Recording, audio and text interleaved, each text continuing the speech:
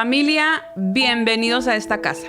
Y cuando digo esta casa, no estoy hablando de un edificio, porque la Biblia nunca le llama iglesia a un edificio.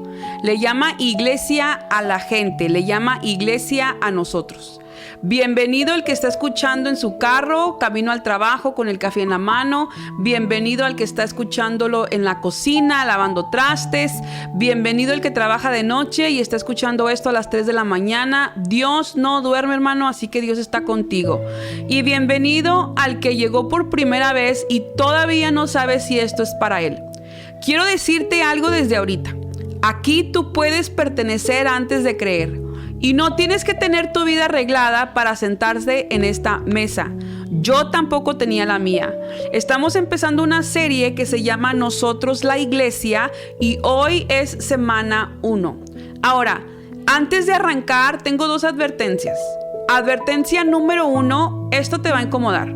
No lo digo para sonar dura, lo digo para que no te agarre de sorpresa. Y advertencia número 2, y esta es la más importante, no es un show, no estoy aquí para hacerte sentir bonito, ni hay 30 minutos para que te vayas igual como llegaste. No te vine a dar un algodón de azúcar, vine a darte y abrirte la palabra de Dios y dejar que ella haga lo que tenga que hacer contigo. Y conmigo porque yo también me estoy predicando sola. Así que si me permites voy a hacer una oración.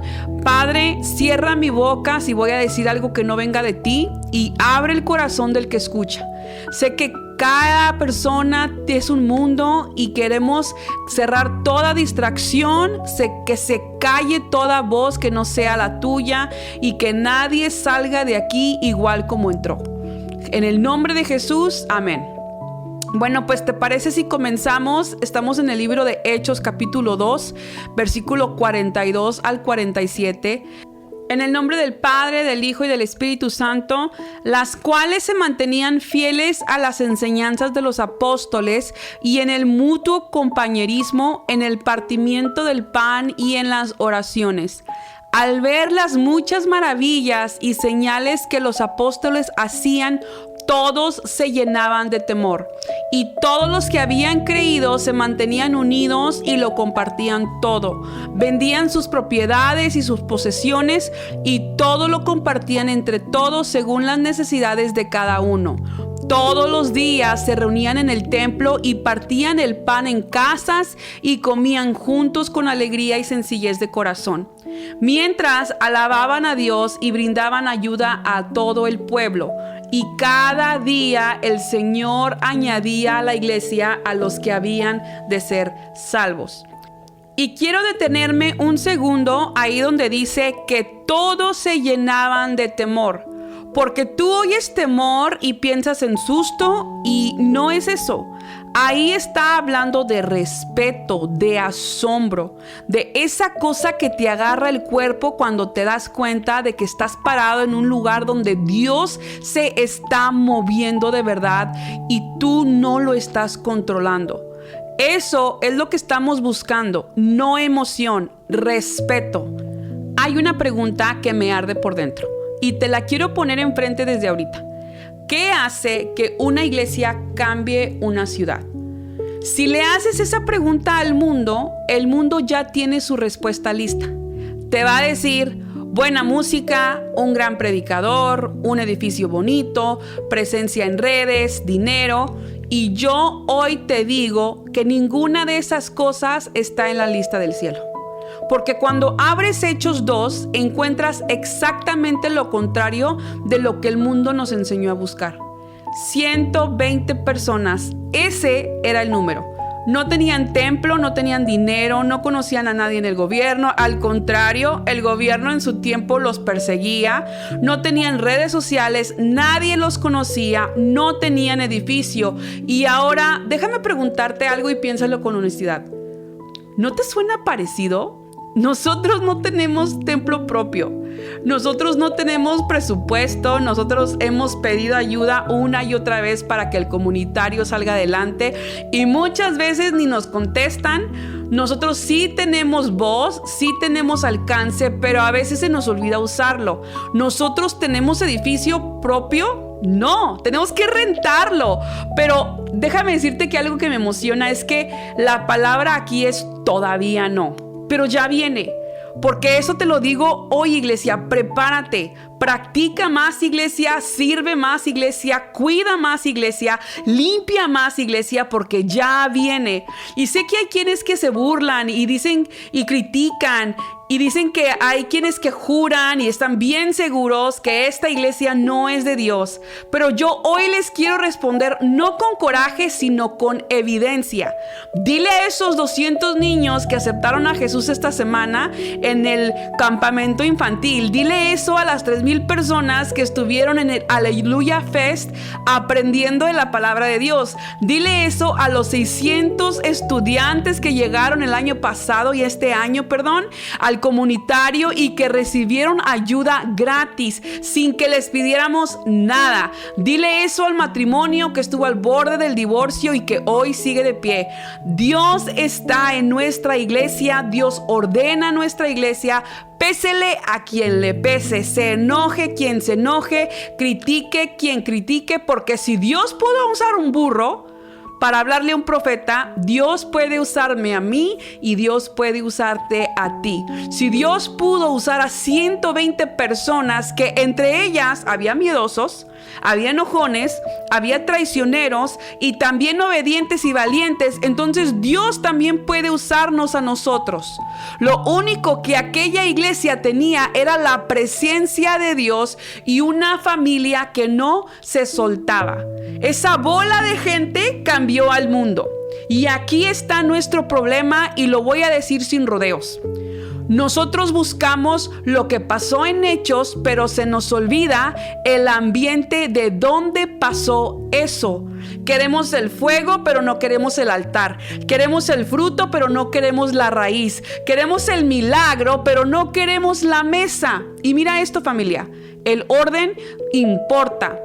Fíjate cómo viene la lista en Hechos. Primero oraban juntos, vivían juntos, compartían juntos, servían juntos y entonces bajó el Espíritu Santo. Hubo milagros, entonces la gente se acercó y entonces la iglesia creció. No fue al revés. Primero fueron familia y después vino el fruto. El crecimiento fue el fruto, no la estrategia. Y si nos vamos a un capítulo atrás, en Hechos 1, el versículo 14 dice: todos ellos oraban y rogaban a Dios continuamente en unión de las mujeres, de María, la madre de Jesús, y de sus hermanos. En unión, sin parar. Y agárrate, esto es antes de que llegara el Espíritu. Antes del viento, antes del fuego, antes de los 3,000, antes de que bajara el poder, ya estaban unidos. Y escúchame porque necesito que te grabes esto. El Espíritu Santo fue el poder, pero la unidad fue el ambiente. Dios puede hacer milagros donde sea. Dios no depende de nosotros, pero hay algo en el corazón del Padre que disfruta derramarse donde encuentra una familia. Y no es opinión mía, está escrito. Salmo 133 es un cántico de David que dice: qué bueno es y qué agradable que los hermanos convivan juntos en armonía. Es como el buen perfume que resbala por la cabeza de Aarón y llega hasta su barba y hasta el borde de sus vestiduras. Es como el rocío en el monte Hermón que cae sobre montes de Sión. Allí el Señor ha decretado para su pueblo bendición y vida para siempre. Mira la última línea. Allí, no en cualquier lado, allí. La bendición tiene dirección, familia. Y donde Dios dijo que iba a mandar la bendición fue ahí, donde los hermanos están en paz. Entonces déjame preguntarte algo y aguas porque esto pica, ¿eh? ¿Queremos que Dios se mueva mientras alimentamos el chisme? ¿Queremos que Dios nos bendiga mientras cargamos el coraje? ¿Queremos milagros mientras vivimos cada quien por su lado?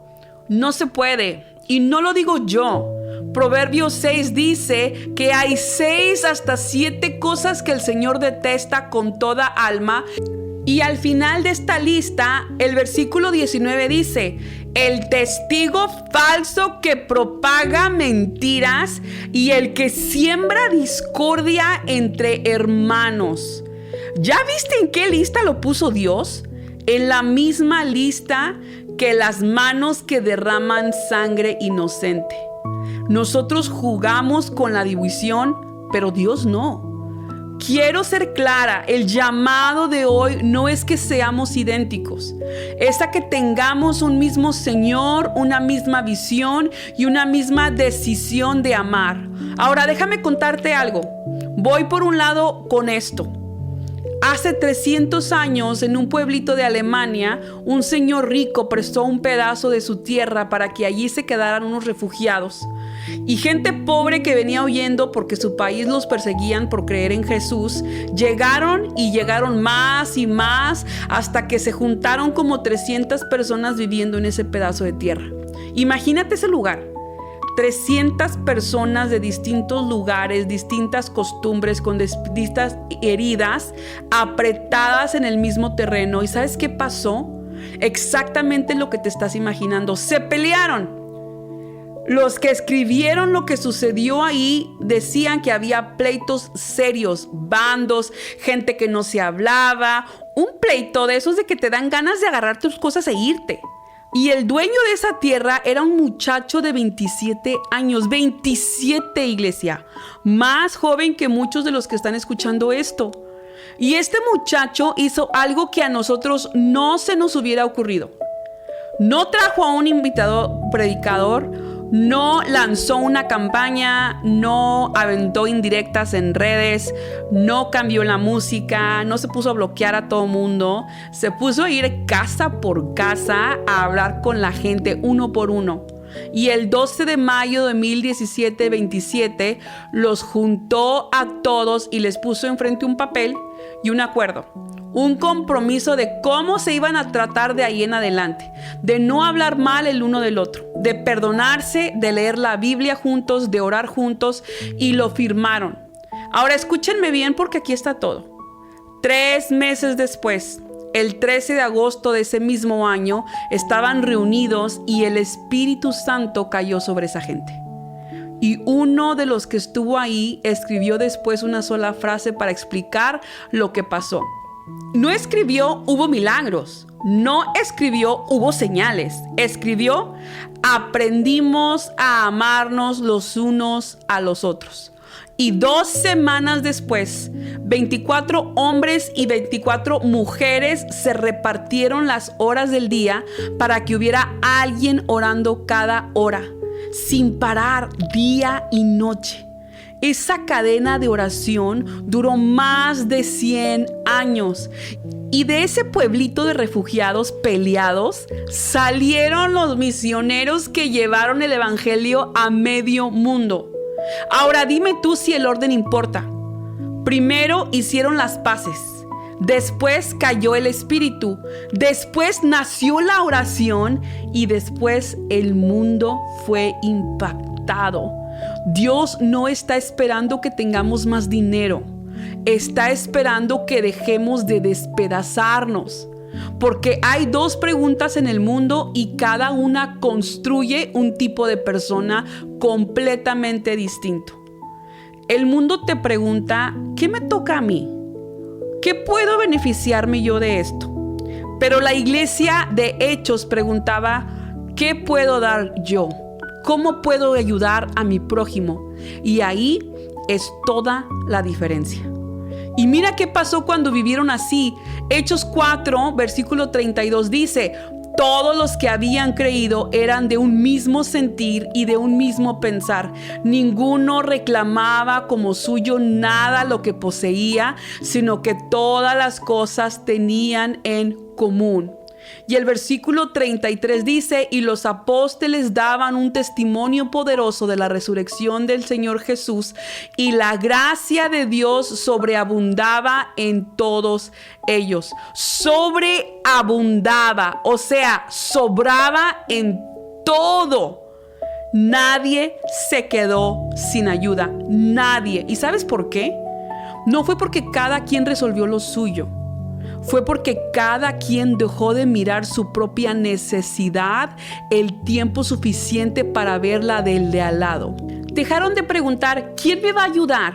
Y empezaron a preguntar ¿a quién puedo ayudar? Así funciona la iglesia. Y Pedro lo dice bien claro en su primera carta, capítulo 4, versículo 10. Ponga cada uno al servicio de los demás el don que haya recibido y sea un buen administrador de la gracia de Dios en sus diferentes manifestaciones. Lo que Dios te dio, te lo dio no nada más para ti, te lo prestó para que lo repartas. Ahora imagínate que llega alguien nuevo.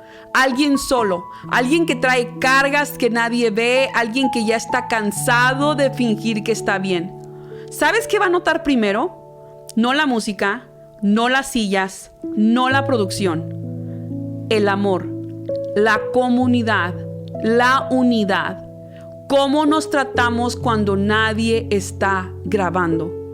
Y va a decir dentro de su corazón, yo quiero ser parte de esto. Así que contéstame algo y contéstalo de verdad. ¿Con qué actitud llegas tú a la casa de Dios? ¿Llegas pensando, espero que alguien me bendiga? ¿O llegas diciendo, Señor, úsame para bendecir a alguien?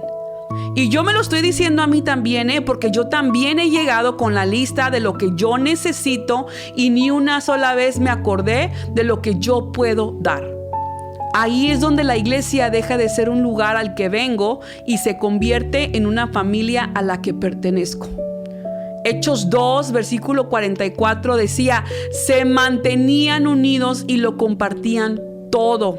Y aquí quiero aclarar algo porque sé que esto se ha malentendido, porque no es un comunismo, no es un sistema de gobierno, es responsabilidad compartida.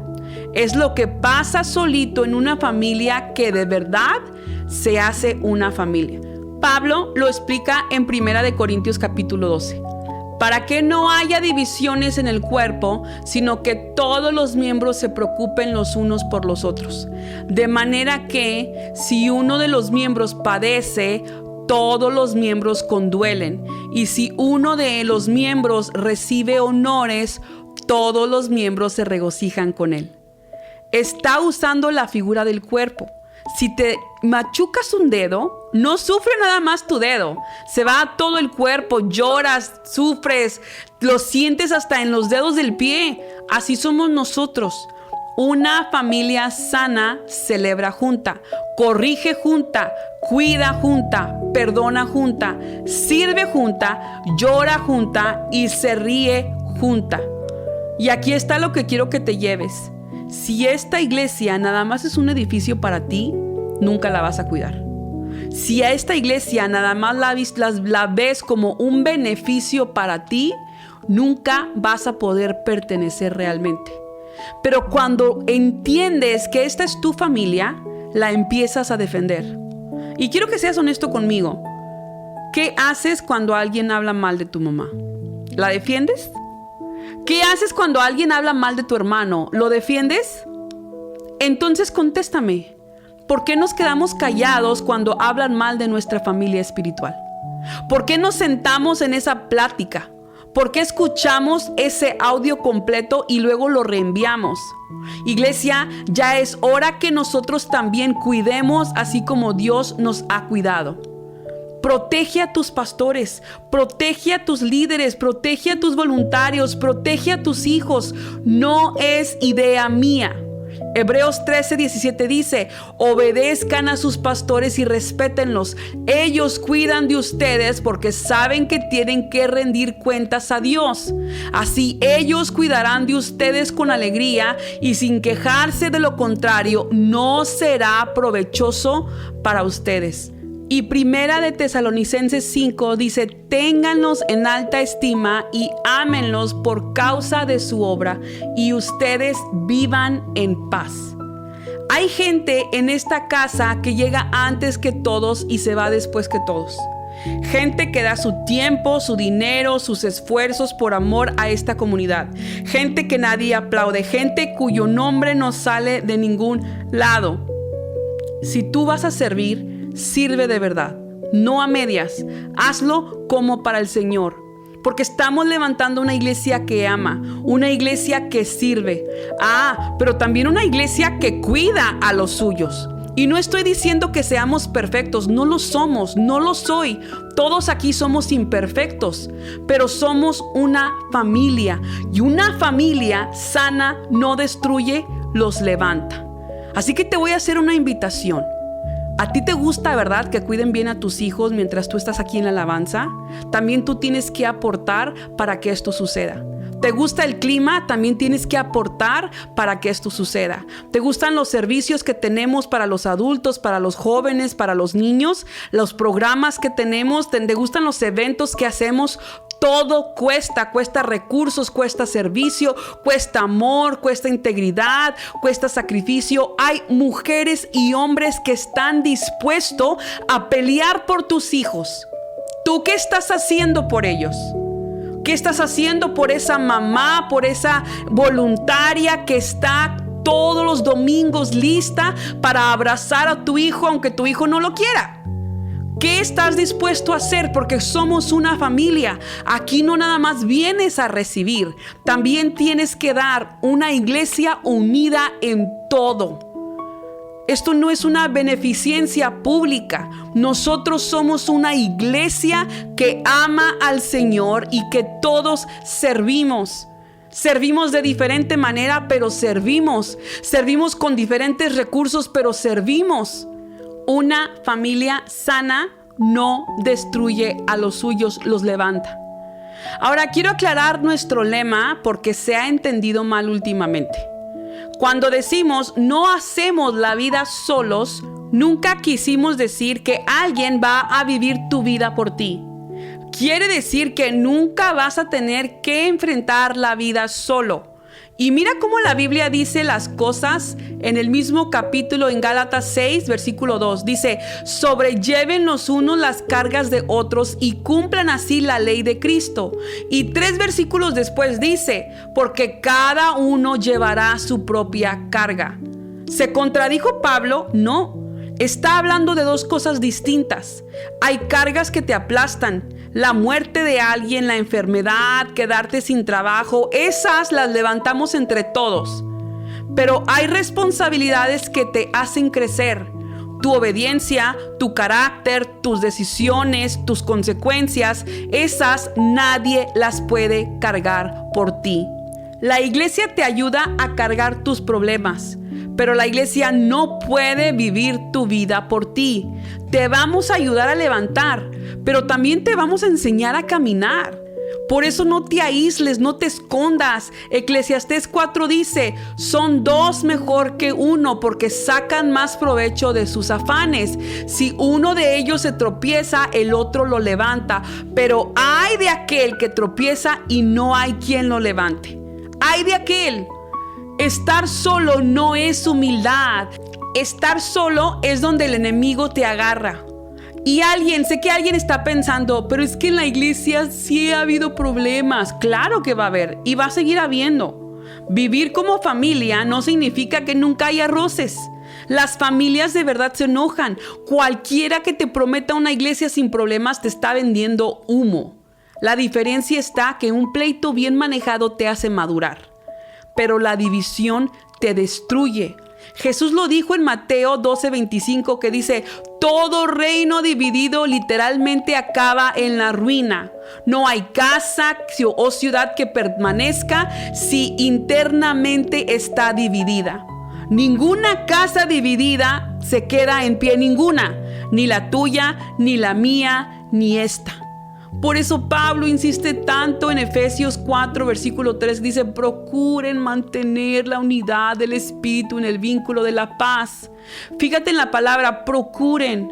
Eso quiere decir que te va a costar. La unidad no llega sola, no se hereda, se trabaja. Se tiene que tragar saliva, tienes que poner la otra mejilla a veces. Tienes que sentarte a confrontar en amor. Tienes que decir, me lastimaste, vamos a seguir a resolver esto y vamos a seguir adelante. No se habla, no se avienta la pedrada y se esconde la mano. No, de frente. Hagámoslos de frente. Así que en esta casa puede y va a haber tensión. Es normal. Pero decidimos no romper la mesa. Decidimos hablar, decidimos perdonar, decidimos acomodarnos, decidimos orar juntos. Colosenses 3 dice, sean mutuamente tolerantes. Si alguno tiene una queja contra otro, perdónense de la misma manera que Cristo los perdonó. Y sobre todo, revístanse de amor, que es el vínculo perfecto. De la manera que Cristo te perdonó, esa es la medida. No lo que el otro se merece, lo que tú recibiste. Para poder ver la gloria de Dios en nuestras vidas y ser parte de esa iglesia que transforma ciudades, tenemos que decidir hablar, tenemos que decidir perdonar, ajustarnos, orar juntos, reconocer como en humildad nuestros errores. Y sí, a veces hemos fallado como iglesia, líderes, miembros, pastores, pero nuestro camino no es ignorar ni señalar con el dedo, es arrepentirnos, pedir perdón y restaurar, porque eso mantiene la casa segura. Y hoy yo te quiero hacer una invitación concreta. Si en algún momento lastimaste o fuiste lastimado, no te vayas cargando con eso. Acércate a la unidad, construye con actos pequeños de obediencia la atmósfera para que la presencia de Dios baje en nuestras iglesias. ¿Te has preguntado por qué esa iglesia de 120 personas en Hechos atrajeron 3,000 personas? ¿Por qué llegaron 3,000 personas? Porque era una iglesia sana. ¿Fue por la música? No. ¿Fue por el edificio? No. ¿Fue por la publicidad? No. Fue porque encontraron algo que el mundo nunca había visto. Una familia llena del Espíritu. La gente no fue atraída por un evento, fue atraída por una comunidad. Nosotros no debemos perseguir multitudes. Tenemos que crear una cultura y las multitudes llegarán donde Dios esté haciendo algo. Y hoy quiero darte 3 recomendaciones. Quiero que te comprometas con 3 cosas esta semana. Número 1, vas a hablar bien de tu iglesia y no vas a alimentar el chisme. Número 2, vas a servir a alguien sin esperar nada. Número 3, vas a proteger la unidad. No vas a hacer ni vas a agregar la división, no vas a sembrar crítica, no le vas a dar like a algo que esté dañando tu iglesia o que esté hablando de tu iglesia. Al contrario, vas a sembrar honor, vas a declarar, esta es tu casa, esta es tu familia, vas a protegerla, vas a servirla, vas a honrarla, vas a defender su unidad, porque cuando la iglesia está unida, el mundo puede entonces conocer a Jesús. Y qué triste que la gente conozca lo lastimado que estás en vez de que conozcan a Jesús. Porque Jesús, antes de ir a la cruz, no oró por edificios, no oró por recursos, no oró por crecimiento, no fue a decirle a todo el mundo qué tan traicionado se sentía por sus discípulos, no fue a andar quemando personas en redes. Al contrario, oró por una sola cosa. Dijo, Padre, que todos sean uno. Y luego él dijo, para que el mundo crea. Hoy no miramos hacia lo que fue, miramos lo que Dios está haciendo aquí. Si Dios sigue transformando vidas en esta casa, nosotros seguimos también. No por perfección, por convicción, porque amamos esta iglesia, porque esta iglesia es de Cristo, la vamos a cuidar, la vamos a servir, la vamos a defender. Recuerda, esta es tu casa, esta es tu familia, y una familia llena del Espíritu puede cambiar una ciudad. El mundo no creerá solamente por lo que predicamos, creerá cuando vea cómo nos amamos. Esa es la clave, que el mundo crea cómo nos amamos. Así que familia, que estemos unidos no para que estemos cómodos, para que estemos unidos porque queremos que las personas se salven. El mundo no va a creer porque le ganemos una discusión. El mundo no va a creer porque vean qué tan lastimado estás. El mundo va a creer cuando vea una familia que se ama de una manera que no se puede explicar. Y hoy no estamos mirando lo que se fue, estamos mirando lo que Dios está haciendo aquí. Y Dios sigue cambiando vidas en nuestra casa. Dios sigue haciendo milagros en esta casa y vamos a continuar. Una última cosa te repito y con esto te suelto. Quiero que se te quede bien grabado. Quiero que se vuelva la cultura de esta casa. El mundo no va a creer nada más por lo que predicamos. Va a creer cuando vea cómo nos amamos. Y bueno, pues no me queda más que felicitarte por escuchar este mensaje completo. Mi nombre es Paola Fraire, soy la pastora y esposa del pastor Sergio Fraire aquí en Hope City, García. Es un honor para nosotros que nos estés sintonizando. Si necesitas ayuda, puedes mandar mensaje al 81 22 10 20 90. Es el teléfono de nuestra administración en la iglesia. Podemos orar por ti, ayudarte a no hacer la vida solos. Recuerda que nuestra misión es conectar a las personas con Dios, con la comunidad y con su propósito. Tenemos servicios los domingos, entre semana. Te animamos a que nos sigas en las redes sociales. Búscanos como Hope City MX, todo junto en cualquier red social y ahí nos vas a encontrar. Hope City Monterrey en YouTube o Hope City MX aquí en Spotify. Cuídate mucho, Dios te bendiga.